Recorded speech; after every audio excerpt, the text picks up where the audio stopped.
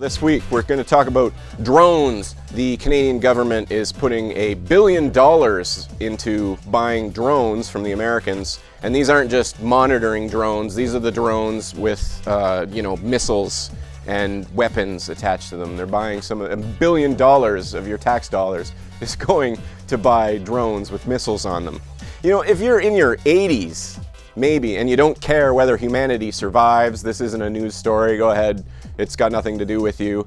If you do care if humanity survives, or if you're like me and you hope to be around for another 50 years or so and don't want, half the population thrown in prison and people being murdered and starvation, poverty everywhere, then this may be an interesting news story for you that you should check out.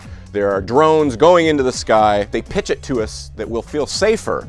You put robots with missiles in the sky above us, and we're supposed to feel safer because of that, because it's going to stop, I don't know who it's going to stop, terrorists or something who put these drones in the sky. If this is something that we really need, why isn't the government bragging about it? Why wouldn't Stephen Harper go on the news and say, hey, I'm helping you out, we're putting these missile drones in the sky. If it was good for you, they would tell you about it. Now if you're rich enough to own a bunker as well, you might not care about the drones. If you're one of these people that's above the law, then sure, missile drones. Still might be a danger though. Has anyone seen movies? You put automated drones in the sky with missiles, it's only a matter of time before something terrible happens. And I don't mean, I actually trust the robots more than I trust the human beings. It's not that we're worried about AI taking over the world, it's the people running these things. It's going to be run by police, and these are the people that, they're the blue wall of silence. They don't talk about what they do. When somebody does something bad, they don't spread the information.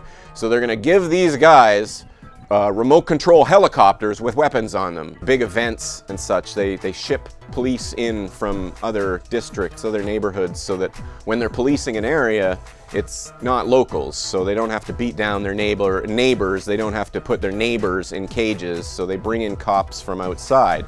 Now, that's to make the police feel disconnected from the violence that they're perpetrating on the public. So we're going to disconnect the police even further? We're going to put them into a command center somewhere where they're just running remote control helicopters? I mean, you can't get any more disconnected. Causing suffering on the public will be as easy as playing a video game.